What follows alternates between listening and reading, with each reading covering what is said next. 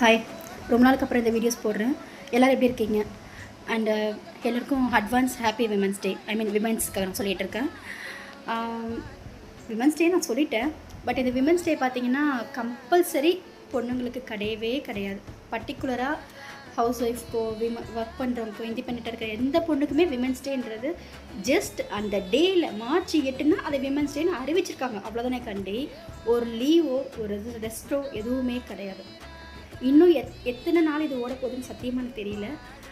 தீபாவளி பொங்கல் நம்ம கூட லீவு கொடுத்து எல்லோரையும் வீட்டில் உட்காரைக்கிறாங்க, கரெக்டு தானே. ஆனால் இந்த விமன்ஸ் டேன்ற ஒரு நாளில் இன்னிய வரைக்கும் அந்த பொண்ணுங்க அவங்கவுங்க வேலையை கண்டினியூ பண்ணிட்டு தான் இருக்காங்க.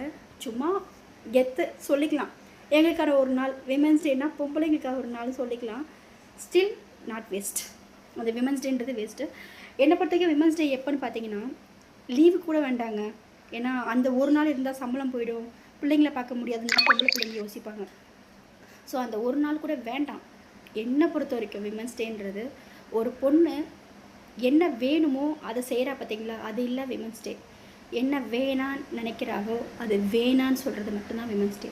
உங்களுக்கு புரிஞ்சால் கமெண்ட்டில் சொல்லிட்டு போங்க. எப்படின்னா இன்றைக்கும் சமுதாயத்தில் ஒரு பொண்ணு ஒரு விஷயத்த வேண்டான்னு சொன்னால் அதை எதிர்த்து நிற்கிற நிறைய பேர் இருக்காங்க. ஃபேமிலி இன்க்ளூடிங் நிறைய பேர் இருக்காங்க. நீ என்ன வேணான்னு சொல்கிறது, நீ என்ன வேணும்னு சொல்கிறதுன்ற மாதிரி.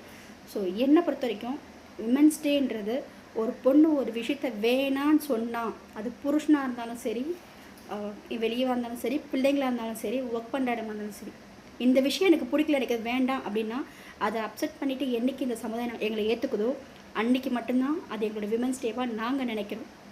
தேங்க்யூ. தப்பாக இருந்தால் மன்னிச்சிடுங்க, நல்லா இருந்தால் கமெண்ட் பண்ணிட்டு போங்க.